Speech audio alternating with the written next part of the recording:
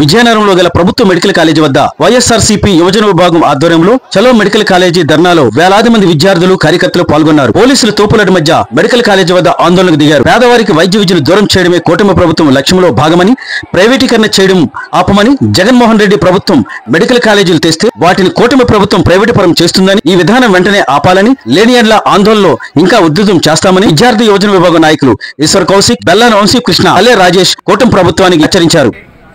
మా రాష్ట్ర మాజీ ముఖ్యమంత్రి అలానే జాతీయ అధ్యక్షుడైనటువంటి వైఎస్ఆర్ కాంగ్రెస్ పార్టీ నేత వైఎస్ జగన్మోహన్ రెడ్డి గారి పిలుపు మేరకు చలో మెడికల్ కాలేజ్ అనే ఈ కార్యక్రమాన్ని మన విజయనగరం జిల్లాలో చేయడం జరిగింది.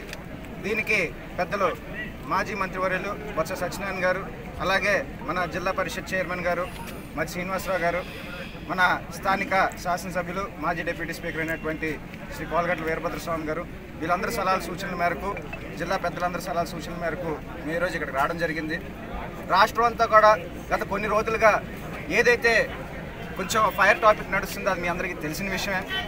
దాంట్లో భాగంగా కొంతమంది దుష్ప్రచారాలు చేయడం, మెడికల్ కాలేజ్ ఎక్కడుందని చెప్పడం, లేకపోతే ఏదో ఎక్కడో చిన్న పునాదులు వేసిన చోట మిగిలిన కాలేజీని అంతా వదిలేసి కేవలం ఆ పునాదులు మాత్రమే చూపించి ఎక్కడుంది మెడికల్ కాలేజ్ అని చెప్పి అలాంటి ఒక దుష్ప్రచారం చేస్తున్న నేపథ్యంలో ప్రతి ఒక్క జిల్లాలోని మనం కట్టిన మెడికల్ కాలేజ్, ప్రభుత్వం ప్రజల కోసం కట్టిన మెడికల్ కాలేజ్ ఏదైతే ఉన్నదో అది ప్రజలందరికీ కూడా మీ మీడియా మిత్రుల ద్వారా తెలియజేయాలన్న ఒక ఆలోచనతోటి మా మాజీ ముఖ్యమంత్రి వర్యులు వైఎస్ జగన్మోహన్ రెడ్డి గారి ఈ కార్యక్రమాన్ని చేపట్టడం జరిగింది.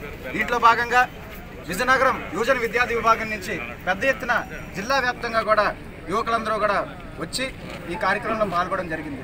అదే మేము అడుగుతుంది ఒకటి, మేము 5 ఏళ్ల పాటు చేసిన విషయాల గురించి, మేము చేయని విషయాల గురించి మీరు మాట్లాడుతున్నారు. నేను కోరుకునేది ఈ 2 సంవత్సరాల్లోనే కూడా మీరు వచ్చి ఏం చేశారు? కొత్తగా ఏమైనా భవనాలు కట్టారా? ప్రభుత్వ యంత్రాంగాన్ని మీరు ఏమైనా సరే పరుగులు తీసే దిశగా పరిగెట్టించారా? లేకపోతే ప్రజలకు ఉన్నతమైన సేవలను ఇచ్చారా? మీరు ఇచ్చిన హామీలను నిలబెట్టుకున్నారా అంటే అవేవీ లేవు. కానీ గత ప్రభుత్వంలో జరిగిన మంచి సంస్కరణలన్నీ కూడా దాన్ని భ్రష్టు పట్టించి ఎట్టి పరిస్థితుల్లోని కూడా ఒక ప్రజలకి ఏదైతే సామాన్యులకి సాయపడే సర్వీసులు ఉన్నాయో అవన్నీ కూడా దూరం చేయాలనే దిశగానే ఈరోజు వాలంటీర్లు రద్దు చేశారు, లేకపోతే ఈ ఆర్బీకే కేంద్రాలు మూతవేసేశారు. ప్రత్యేకంగా ఒకటి మాట్లాడుకుంటే వైజాగ్లో భూముల్ని ₹99 ఇచ్చేస్తారు, లేకపోతే స్టీల్ ప్లాంట్ని ప్రైవేటీకరణ చేసేస్తారు. ఈరోజు కొత్తగా వచ్చి మెడికల్ కాలేజ్ని కూడా ప్రైవేటీకరణ చేస్తారు. నేను అడిగితే ప్రభుత్వం కన్నా ప్రైవేట్ వాళ్ళు అయితే బాగా నడుపుతారని, ప్రభుత్వాన్ని కూడా మరి ప్రైవేట్ వాళ్ళకి ఇచ్చేస్తే వాళ్ళు బాగా నడుపుతారు కదా, మీరెందుకు ఉండడం? గవర్నమెంట్ కస్టోడియన్గా ఓట్లేసి గెలిపించిన ప్రజలకి మీరు ఇచ్చిన సమాధానం ఇదేనా? ఏదైనా అడిగితే సినిమా టికెట్ రేట్లు పెంచుతామంటారు. ఎందుకంటే ప్రజలు కోరుకున్నారంట.